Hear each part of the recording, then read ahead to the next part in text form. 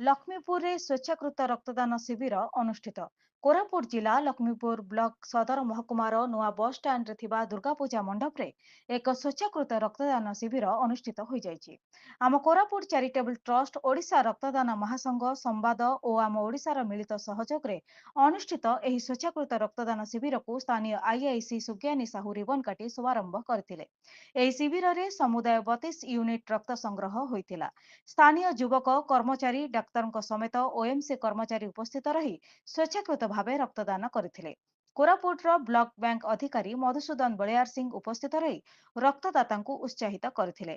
ପ୍ରତ୍ୟେକ ରକ୍ତଦାତାଙ୍କୁ ଉତ୍ସାହିତ କରିବା ଉଦ୍ଦେଶ୍ୟରେ ରକ୍ତଦାତାମାନଙ୍କୁ ଗୋଟିଏ ଗୋଟିଏ ଗଛ ପ୍ରଦାନ କରାଯାଇଥିଲା।